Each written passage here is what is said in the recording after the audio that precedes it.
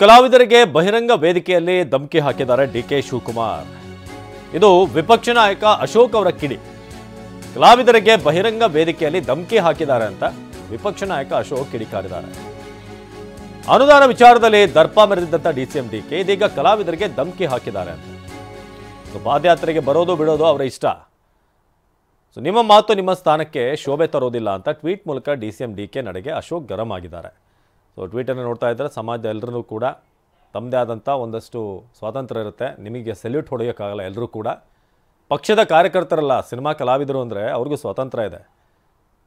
ನಿಮ್ಮ ಪಕ್ಷದ ಕಾರ್ಯಕರ್ತರಾದರೆ ನೀವು ಕರೆದಾಗೆಲ್ಲ ಬರಬೇಕು ಅನ್ನೋ ರೀತಿಯಾಗಿರುತ್ತೆ. ಆದರೆ ಅವ್ರಿಗೂ ಸ್ವಾತಂತ್ರ್ಯ, ಅವ್ರದ್ದೇ ಆದಂಥ ಜೀವನ ಇದೆ. ನಿಮ್ಮ ಸ್ಥಾನಕ್ಕೆ ಇದು ಶೋಭೆ ತರೋದಿಲ್ಲ.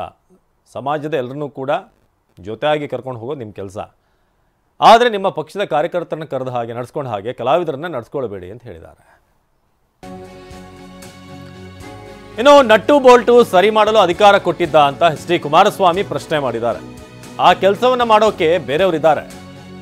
ಡಿಸಿಎಂ ಡಿಕೆಶಿ ಹೇಳಿಕೆಗೆ ಕೇಂದ್ರ ಸಚಿವ ಮಾಜಿ ಸಿಎಂ ಎಚ್ ಡಿ ಕುಮಾರಸ್ವಾಮಿ ವಾಗ್ದಾಳಿ ನಡೆಸಿದ್ದಾರೆ. ನಟ್ಟು ಬೋಲ್ಟ್ ಸರಿ ಮಾಡೋಕೆ ಬೇರೆಯವರಿದ್ದಾರೆ, ನಿಮ್ಮ ಕೆಲಸ ಏನಿದೆ ಅದನ್ನು ಕರೆಕ್ಟಾಗಿ ಮಾಡಿ, ನಟ್ಟು ಬೋಲ್ಟ್ ಸರಿ ಮಾಡೋ ಕೆಲಸಕ್ಕೆಲ್ಲ ನೀವು ಹೋಗಬೇಡಿ ಅಂತ H D Kumaraswamy D K Shivakumar ವಿರುದ್ಧ ವಾಗ್ದಾಳಿ ನಡೆಸಿದ್ದಾರೆ. ರಾಜ್ಯದ ಜನ ನಿಮಗೆ ಬೆಂಬಲ ಕೊಟ್ಟಿದ್ದಾರಲ್ವಾ, ಅಧಿಕಾರ ಕೊಟ್ಟಿದ್ದಾರಲ್ವಾ, ಅದಕ್ಕೆ ಸರಿಯಾಗಿ ಕೆಲಸ ಮಾಡಿ ಅಂತ ಹೇಳಿದ್ದಾರೆ. ಈಗ ಅವರಿಗೆ 138 ಸ್ಥಾನ ಕೊಟ್ಟಿದ್ದಾರೆ. ಯಾರು ಬೆಂಬಲ ಕೊಟ್ಟರೆ ಬಿಟ್ಟಿರೋದು ಪ್ರಶ್ನೆ ಇಲ್ಲ. ರಾಜ್ಯದ ಜನ ಅವರಿಗೆ ಸಹಕಾರ ಕೊಟ್ಟಿದ್ದಾರಲ್ವಾ, ಅಧಿಕಾರ ಅವ್ರ ಕೈನಲ್ಲಿದೆ. ಪಾಪ ಬೀದಿಲೋ ಕರೆದೆಲ್ಲ ನಟ್ಟು ಬೋಲ್ಟ್ ರಿಪೇರಿ ಮಾಡೋಕ್ಕೆ ಅಧಿಕಾರ ಕೊಟ್ಟವ್ರ. ನಟ್ಟು ಬೋಲ್ಟ್ನ ಏನಾದ್ರೂ ತೊಂದರೆ ಆದರೆ, ಲೂಸ್ ಆದರೆ ಸರಿಪಡಿಸೋದಕ್ಕೆ ಹಲವಾರು ರೀತಿಯ ತಜ್ಞರಿದ್ದಾರೆ, ಮಾಡ್ಕೋತಾರೆ. ಇವ್ರು ಏನು ಕೆಲಸ ಮಾಡಬೇಕು ಮಾಡಲಿ. ಈಗ ಅವರಿಗೆ 138 ಸ್ಥಾನ ಕೊಟ್ಟಿದ್ದಾರೆ.